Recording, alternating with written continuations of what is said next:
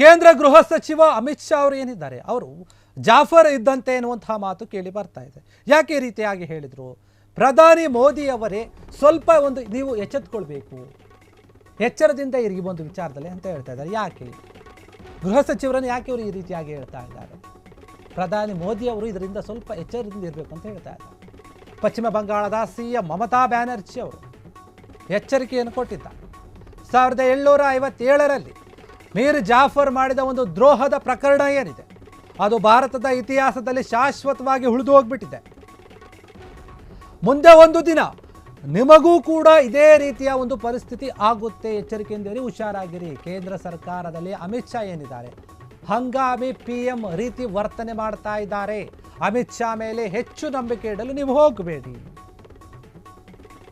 ಮುಂದೆ ಒಂದು ದಿನ ಅವರು ಮೀರ್ ಜಾಫರ್ ಆಗಬಹುದು ನಿಮ್ಮ ರಾಜಕೀಯ ಜೀವನದಲ್ಲಿ. ಪಶ್ಚಿಮ ಬಂಗಾಳದ ಸಿಎಂ ಮಮತಾ ಬ್ಯಾನರ್ಜಿ ಅವರೇನಿದ್ದಾರೆ, ಈ ರೀತಿಯಾದಂತಹ ಒಂದು ಹೇಳಿಕೆಯನ್ನು ಕೊಟ್ಟಿದ್ದಾರೆ. ಇದು ಸಾಕಷ್ಟು ಚರ್ಚೆ ಆಗ್ತಾ ಇದೆ.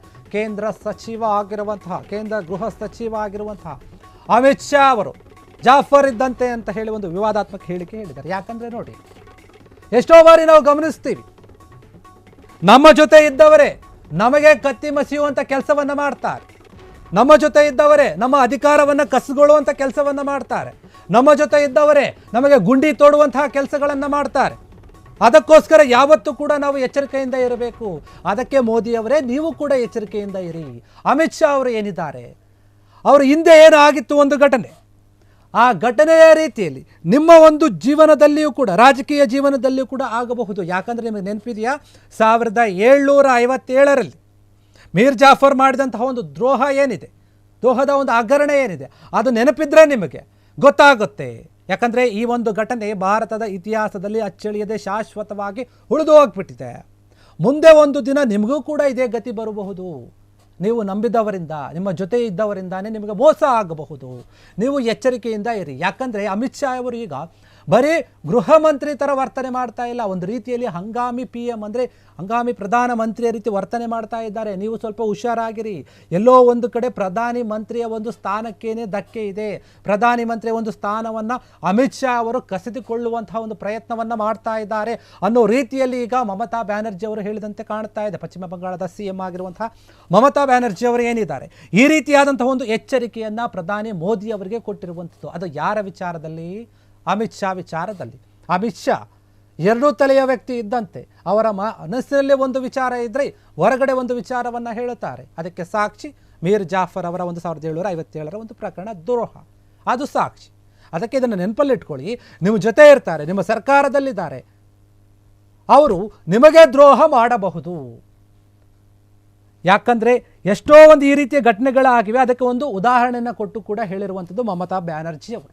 ನಮ್ಮ ಜೊತೆಯಲ್ಲಿದ್ದವರು, ನಮ್ಮ ಜೊತೆಯೇ ಇದ್ದು ಕೆಲಸ ಮಾಡುವಂಥವರು ನಮಗೆ ಒಂದು ನಂಬಿಕೆ ದ್ರೋಹವನ್ನು ಮಾಡಿ ಅವರು ಚೆನ್ನಾಗಿರಬೇಕು ಅಂತ ಬಯಸ್ತಾರೆ ಅಲ್ವಾ. ಇಂಥವರು ಸಾಕಷ್ಟು ಜನ ಇದ್ದಾರೆ. ಹೀಗಾಗಿ ಅಮಿತ್ ಶಾ ಅವರು ಕೂಡ ಅದೇ ಒಂದು ಗುಂಪಿಗೆ ಸೇರ್ತಾರೆ.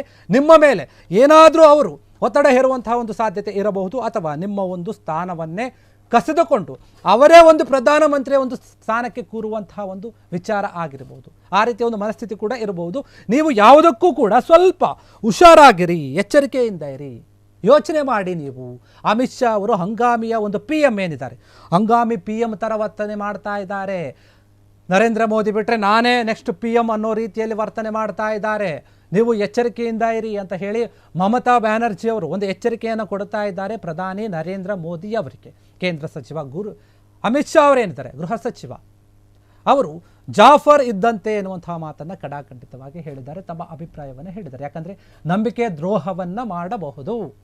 ನಿಮ್ಮ ಜೊತೆಗೆ ಇದ್ದು, ನಿಮ್ಮವ ರೀತಿಯಾಗೇ ಇದ್ದು, ನಿಮ್ಮ ಜೊತೆ ಚೆನ್ನಾಗಿಯೇ ಮಾತಾಡಿಕೊಂಡು ಖುಷಿಯಾಗಿದ್ದು, ಎಲ್ಲ ವಿಚಾರದಲ್ಲೇ ನಿಮ್ಮ ಹತ್ರ ಹಂಚಿಕೊಂಡು, ಆದರೂ ಕೂಡ ನಿಮಗೆ ಬೆನ್ನಿಗೆ ಚೂರಿ ಹಾಕುವಂತಹ ಒಂದು ಕೆಲಸವನ್ನು ಮಾಡಬಹುದು.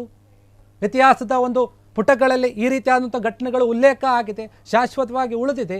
ಅದಕ್ಕೆ ಒಂದು ಈ ರೀತಿಯ ಉದಾಹರಣೆ ಕೂಡ ಇದೆ. ಮೀರ್ ಜಾಫರ್ ಅವರ ಒಂದು ವಿಚಾರ, ದ್ರೋಹದ ಒಂದು ಪ್ರಕರಣ ನಿಮ್ಮ ಗಮನಕ್ಕೆ ಇರಬಹುದು. ಅದಕ್ಕೆ ನೀವು ಯಾವುದೇ ಕಾರಣಕ್ಕೂ ಯಾರನ್ನು ಕೂಡ ಜಾಸ್ತಿ ನಂಬಬೇಡಿ. ಯಾರನ್ನು ಕೂಡ ಕಣ್ಣು ಮುಚ್ಚಿಕೊಂಡು ಇವರು ನಮ್ಮವರೇ ಅಂತ ನಂಬಬೇಡಿ. ಅವರಲ್ಲಿಯೂ ಕೂಡ ಇನ್ನೊಬ್ಬ ವ್ಯಕ್ತಿ ಇರ್ತಾನೆ, ಅವರಲ್ಲಿಯೂ ಕೂಡ ಸಾಕಷ್ಟು ಕಲ್ಮಶ ಇರುತ್ತೆ. ಅವರ ತಮ್ಮದೇ ಆದಂಥ ಉದ್ದೇಶಗಳನ್ನು ಹೊಂದಿರ್ತಾರೆ. ಹೀಗಾಗಿ ಪ್ರಧಾನಮಂತ್ರಿಯವರೇ ನೀವು ಸ್ವಲ್ಪ ಎಚ್ಚರಿಕೆಯಿಂದ ಇರಿ ಅಂತ ಹೇಳಿ ಮಮತಾ ಬ್ಯಾನರ್ಜಿ ಅವರು ಒಂದು ಕಿವಿ ಮಾತನ್ನ ಹೇಳಿದ್ದಾರೆ ಪ್ರಧಾನಮಂತ್ರಿ ಅವರಿಗೆ. ಕ್ಷಣ ಕ್ಷಣದ ಸುದ್ದಿಗಳಿಗಾಗಿ ಫ್ರೀಡಂ ಟಿವಿ ಸಬ್ಸ್ಕ್ರೈಬ್ ಮಾಡಿ, ಲೈಕ್ ಮಾಡಿ ಹಾಗೂ ಫಾಲೋ ಮಾಡಿ. ಹೊಸ ಸುದ್ದಿಗಳ ನೋಟಿಫಿಕೇಶನ್ಗಾಗಿ ಬೆಲ್ ಐಕಾನ್ ಮೇಲೆ ಕ್ಲಿಕ್ ಮಾಡಿ.